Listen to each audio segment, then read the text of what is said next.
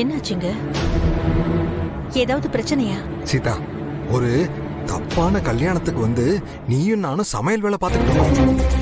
என்ன சொல்றீங்க நீங்க? இந்த கல்யாண மாப்பிள்ள இருக்கான்ல, அவனுக்கு ஏற்கனவே கல்யாணம் ஆயிடுச்சு. கல்யாணம் மட்டும் இல்ல சீதா, அவனுக்கு 2 குழந்தைகள் இருக்கு. அப்புறம் அவனோட முதல் பொண்டாட்டி யார் தெரியுமா?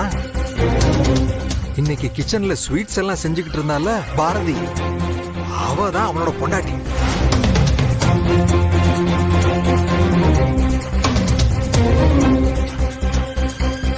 என்னங்க சொல்றீங்க? நாம வந்தப்பவே இவங்களோட கல்யாண போட்டோ என் கையில கிடைச்சது. வழக்கம் போல என் ஞாபகம் மறதியால உன்கிட்ட சொல்ல முடியாம போயிடுச்சு. கட்டின பொண்டாட்டியும் பெத்த பிள்ளைகளையும் விட்டுட்டு இன்னொரு கல்யாணம் பண்றானே, இவனெல்லாம் சும்மா விடலாமா சீதா? ஆனா எனக்கு ஒரு சந்தேகங்க. கட்டின புருஷனோட கல்யாணத்துக்கு எப்படி இவ சமையல் வேலை செய்ய வருவா? அம்மா நலுங்கு வைக்க போயிருக்கா, இப்ப வந்துருவா. சரி பாட்டி. தமிழ் சாப்பிட்டியா? இன்னும் இல்ல பாட்டி. ஏன் பசிக்கல. இவர் சொல்றதெல்லாம் உண்மையா? இங்க கல்யாண மாப்பிள்ளையா இருக்கிற ஆதிதான் பாரதியோட புருஷனா?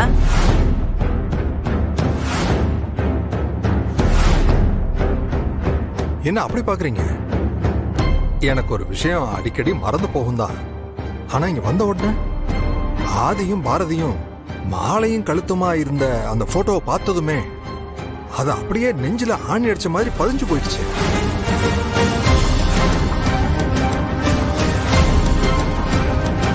இப்போ அங்க ஆதி போட்ட மாலை பாரதி கழுத்துல விழுந்ததை பார்த்துட்டு தான் இவருக்கு ஞாபகம் வந்து என்கிட்ட சொன்னாரு. அப்ப அதெல்லாம் உண்மைதானே?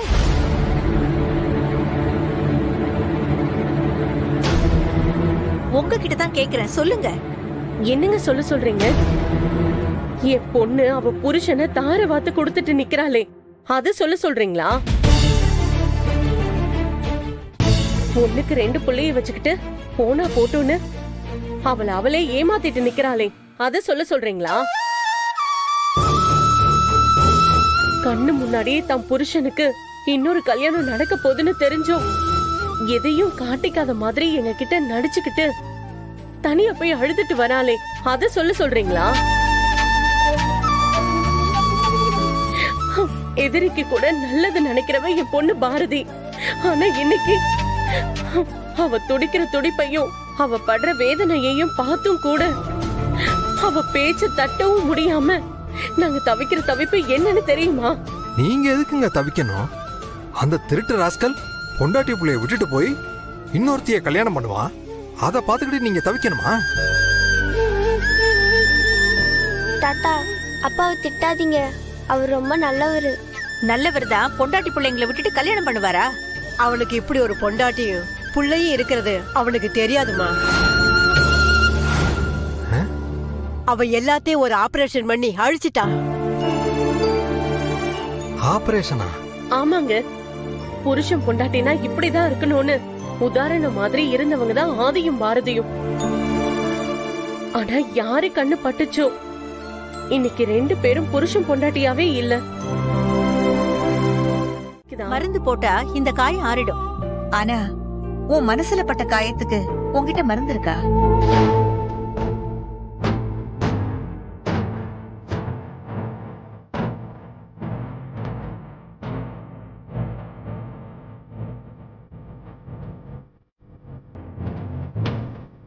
அவங்களுக்கு எல்லாமே தெரிஞ்சிருச்சு பாரதி.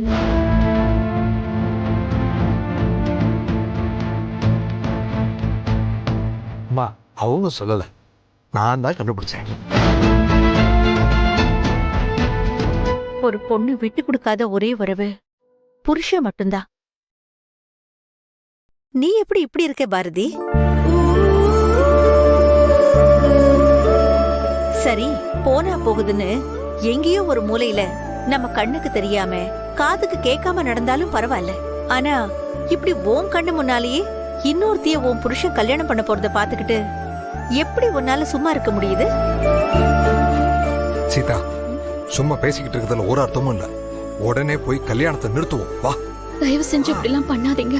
இது அவர் வாழ்க்கை சம்பந்தப்பட்ட விஷயம் இல்ல, உயிர் சம்பந்தப்பட்ட விஷயம்.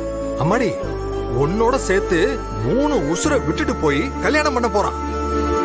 அவனுக்கு போய் வக்காலத்து வாங்கிட்டு இருக்க நீ. இங்க பாரு, உனக்கா இல்லைனாலும் உன் குழந்தைகளுக்காவது இந்த கல்யாணத்தை நிறுத்தணும் பாரதி. இந்த கல்யாணத்தை நிறுத்தினா அவர் செத்துருவாருங்க. அவருக்கு உண்மையெல்லாம் தெரிஞ்சா அதனால அவர் உயிருக்கே ஆபத்து. உயிர் என்ன பாரதி சொல்ற? ஆமாமா, அவருக்கு மெமரி எரேஸ் ஆபரேஷன் நடந்திருக்குமா. அவருக்கு மறந்த விஷயம் எல்லாத்தையும் ஞாபகப்படுத்த முயற்சி பண்ணா அது அவர் உயிருக்கே ஆபத்துன்னு டாக்டர் சொல்லிருக்காங்க. இப்ப நாம போய் இந்த கல்யாணத்தை நிறுத்தினா அவருக்கு நான் யாருன்னு தெரிய வரும், இக்குழந்தைங்க யாருன்னு தெரிய வரும்.